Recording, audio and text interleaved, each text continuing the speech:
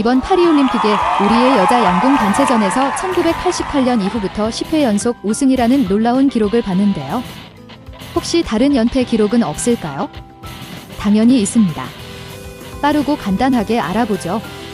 우선 미국은 1896년 제1회 아테네 대회부터 1968년 멕시코시티 대회까지 장대 높이 뛰기에서 16연패의 기록을 가지고 있습니다. 우리나라 양궁이 갈 길이 아직 멉니다.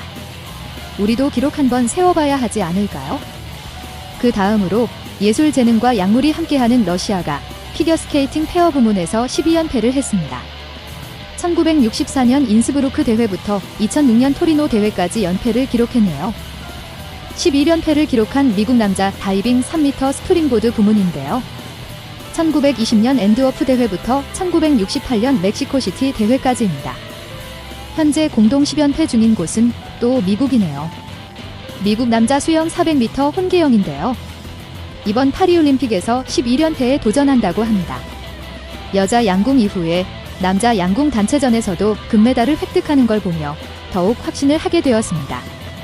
우리나라 양궁의 경우에는 올림픽 경기보다 국가대표 선발전이 더 힘들다는 말이 있을 정도로 양궁 강국인데요. 단체전이 아닌 개인전에서는 결승에서 우리나라 선수들끼리 만나는 경우를 흔히 볼 수 있기도 하죠. 우리나라가 양궁의 강세인 이유는 역사적으로 활을 쏘는 문화를 갖고 있었다는 것과 연관 지을 수 있을 것 같은데요.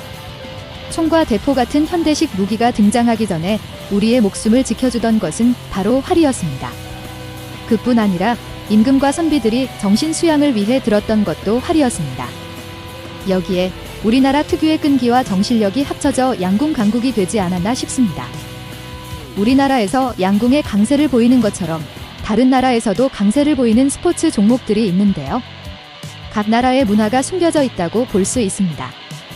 그 중에서 브라질은 축구를 좋아하지 않더라도 축구라는 종목과 연상되는 국가 중 단연코 1위를 차지할 겁니다. 펠레, 호나우지뉴는 어떤 포지션인지는 몰라도 축구 선수라는 건 알 거예요. 브라질은 전국 리그와 주별 리그가 있고 주별로 축구협회가 있습니다. 전국 리그가 4월에서 12월까지, 주별 리그가 1월에서 4월에 진행되니 1년 내내 축구 리그와 함께한다고 할 수 있죠. 축구와 같이 에너지를 많이 소비하는 운동에 적합한 육류 위주의 식습관 또한 브라질에서 축구를 누구나 할 수 있는 종목으로 만드는데 한몫했다고 볼 수 있죠. 다음으로 러시아는 체조에서 두각을 드러내는데요. 러시아의 추운 기후로 인해 야외보다는 실내에서 하는 운동이 발달하게 되었는데요.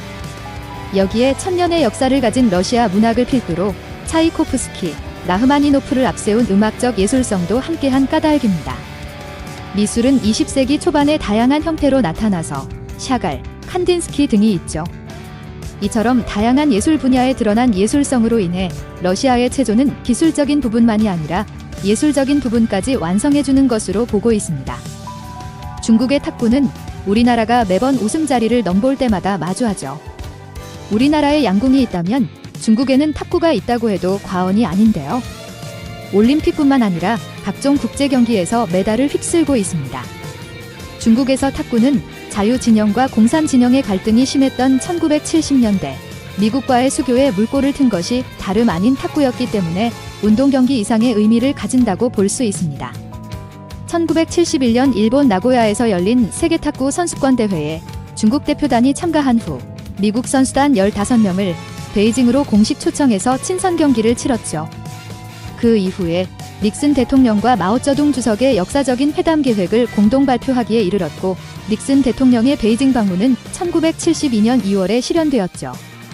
이것이 그 유명한 핑퐁 외교입니다. 그리고 역사적인 사건 외에도 중국 어디를 가든 남녀노소 구분 없이 모두 모여 탁구하는 모습을 흔히 볼 수 있으니 탁구 강국이 되지 않는 게 이상할 정도인 거죠.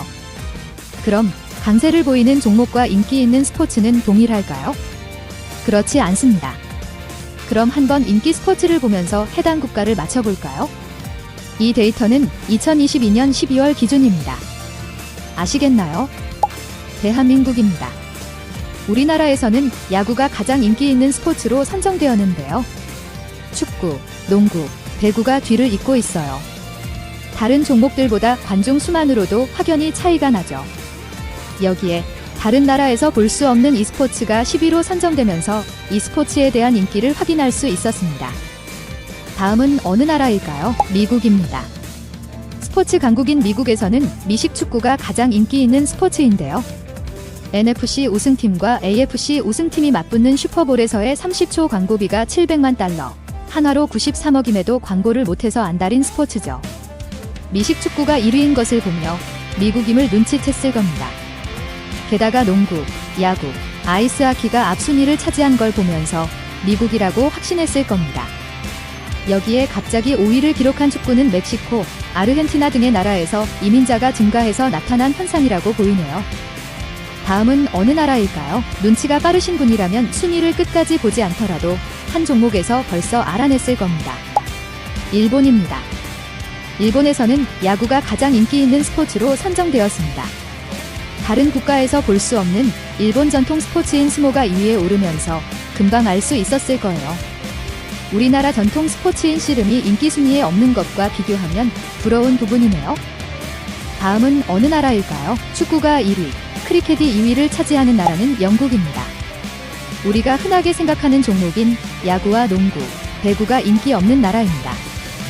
다음은 어느 나라일까요? 축구가 1위인 나라, 주짓수, 풋살이 인기 종목으로 있는 나라는 브라질입니다. 주짓수 종주국답게 격기 운동이 인기가 많은 것을 볼 수 있는 나라였습니다.